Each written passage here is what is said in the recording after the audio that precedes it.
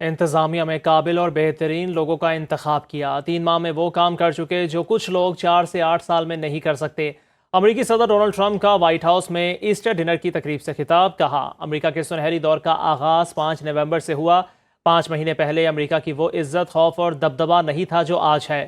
دوسرے دور اقتدار کے پہلے 3 ماہ امریکہ کی تاریخ کے بہترین 3 ماہ ہیں۔ ڈونلڈ ٹرمپ کا کہنا تھا کہ امریکہ کی خوشحالی کو بحال کر رہے ہیں، بارڈر کو محفوظ بنا رہے ہیں۔ 5 نومبر 2024 کا دن امریکہ کی تاریخ میں یاد رکھا جائے گا۔ انتظامیہ میں قابل اور بہترین لوگوں کا انتخاب کیا۔ 3 ماہ میں وہ کام کر چکے جو کچھ لوگ 4 سے 8 سال میں نہیں کر سکتے۔ امریکی صدر ڈونلڈ ٹرمپ کا وائٹ ہاؤس میں ایسٹر ڈنر کی تقریب سے خطاب۔ کہا، امریکہ کے سنہری دور کا آغاز 5 نومبر سے ہوا۔ 5 مہینے پہلے امریکہ کی وہ عزت، خوف اور دبدبہ نہیں تھا جو آج ہے۔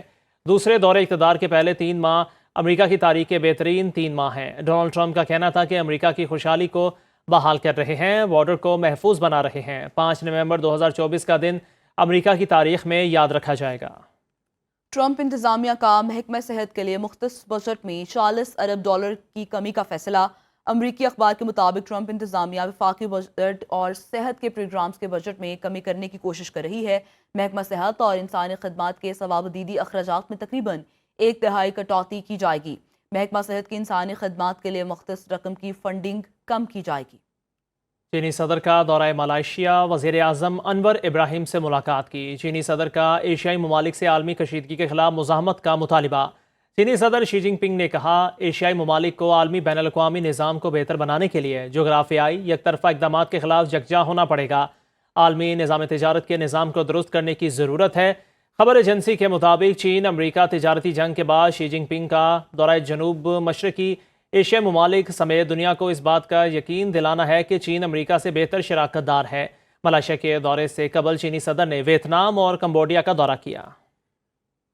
روسی صدر ولادیمیر پوٹن کا ماسکو میں اسٹیٹ ٹیکنیکل یونیورسٹی کا دورہ۔ طلبہ سے گفتگو میں کہا، ماسکو چاند اور مریخ کے مشن سمیت گہری خلائی تحقیق کے منصوبوں کے لیے پرعزم ہے۔ روس جدید خلائی تحقیق جاری رکھے گا۔ بین الاقوامی خلائی اسٹیشن اپنا کام کر رہا ہے۔ پوٹن نے کہا کہ روس اور چین کے پاس خلائی تعاون کے لیے شاندار منصوبے ہیں۔ کئی ممالک خلائی تعاون میں روس اور چین کا ساتھ دینے کے لیے تیار ہیں۔ جنوبی سوڈان میں 93 لاکھ افراد کو امداد کی ضرورت ہے۔ 77 لاکھ شدید غذائی قلت کا شکار ہے۔ عوام کی بہتری کے لیے فریقین مذاکرات کے ذریعے مسائل کا حل تلاش کریں۔ جنوبی سوڈان کی موجودہ صورتحال پر اقوام متحدہ کی سلامتی کونسل کے خصوصی اجلاس میں پاکستانی مستقل نائب مندوب عثمان جدون کا خطاب۔ کہا، جنوبی سوڈان میں بڑھتے سیاسی تناؤ نے صورتحال کو مزید پیچیدہ بنا دیا ہے۔ قحط اور بیماریوں کے پھیلاؤ کو روکنے کے لیے اس مالی خلا کو فوری طور پر پر کرنا ہوگا۔ عثمان جدون نے مشکل حالات میں امن و ترقی کے فروغ کے لیے اقوام متحدہ کے جنوبی سوڈان میں موجود مشن کی کاوشوں کو سراہا۔